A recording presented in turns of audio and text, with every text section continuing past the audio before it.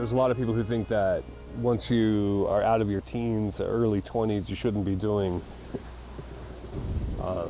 crazy stuff. Yeah, okay, I understand. But I went to a birthday party and I was taking pictures. I was on roller skates.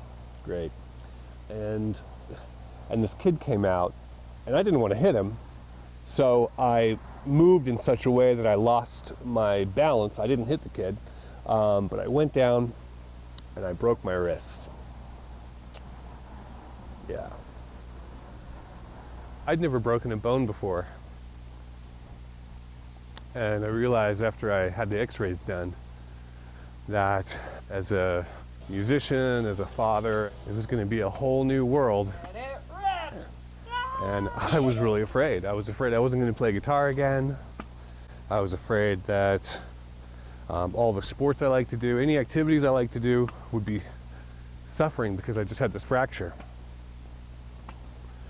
So when I got to the hospital, they put a cast on my arm, and the doctors took a look at the x-rays and basically said, if your bones don't stay aligned as we've put them in the cast, we're going to have to do surgery.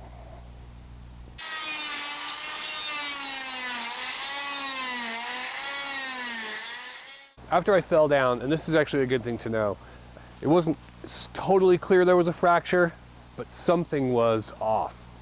And so obviously some fractures, it's obvious. You know, if your bone is sticking out, if your arm is sideways like that, there's a fracture. If there's a bone sticking out of your skin, you have an open fracture and you should get to the emergency room right away.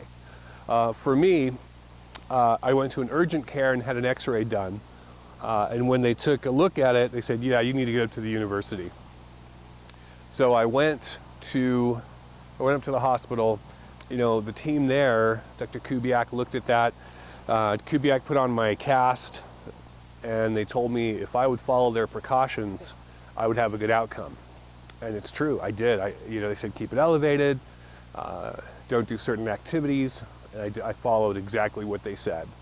And when the cast came off, we were looking at those x-rays. I was so grateful that everything was aligned, and I knew that shortly thereafter I would start to do therapy and get to the point where I was able to do the kinds of things I was doing before. And it took a long time. It took me about 6 months to get back to where I was able to utilize the hand and the wrist the way I had been able to before.